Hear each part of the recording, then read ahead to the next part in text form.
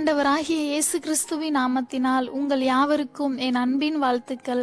இந்த கிறிஸ்மஸ் காலத்துல நம்முடைய ஆண்டவர் இரட்சகர் இயேசுவை குறிச்சு பேசுறது எவ்வளோ பெரிய சந்தோஷம் இல்ல.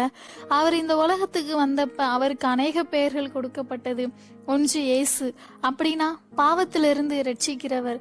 அது மட்டும் இல்ல, மத்தேயு 1:23, அவன் இதோ ஒரு கன்னிகை கர்ப்பவதியாகி ஒரு குமாரனை பெறுவாள், அவருக்கு இம்மானுவேல் என்று பெயரிடுவார்கள் என்று சொன்னான். இம்மானுவேல் என்பதற்கு தேவன் நம்மோடு இருக்கிறார் என்று அர்த்தமாம்.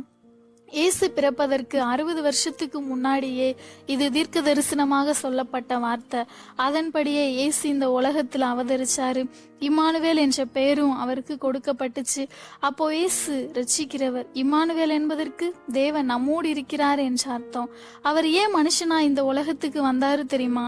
இந்த மனுஷன் இந்த உலகத்துல எனக்கு யாரும் இல்லை, என்னை நேசிக்க, எனக்கு அன்பு காட்ட, என்னை புரிந்து கொள்ள, உதவி செய்ய எனக்கு யாரும் இல்லைங்கிற கலக்கம் நிறைய பேர் வெளியில சொல்றது இல்ல, உள்ளுக்குள்ளே அழுது கொண்டு இருக்காங்க.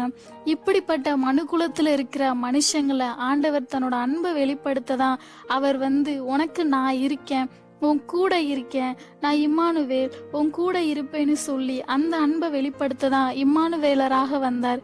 இன்னைக்கு உங்களை பார்த்து சொல்றாரு, என் மகனே நான் உன் கூட இருக்கேன், என் மகளே நான் உன் கூட இருக்கேன், நான் மனுஷனா உலகத்துக்கு வந்ததே உன் கூட இருக்கதான் என்று ஆண்டவர் வாக்கு கொடுக்கிறாரு. ஏசப்பா, நீர் என்னுடைய தேவன், என்னுடைய இரட்சகர், இம்மானுவேலராக என் கூட இருப்பவர், எனக்குள்ள என்னோடு எப்போதும் இருப்பதற்காக நன்றி. இம்மானுவேலராக இந்த உலகத்திற்கு வந்தீரே நன்றி. எப்போது என் கூட இருக்கிறதற்காக நன்றி. இயேசுவின் நாமத்தினால் பிதாவே, ஆமென்.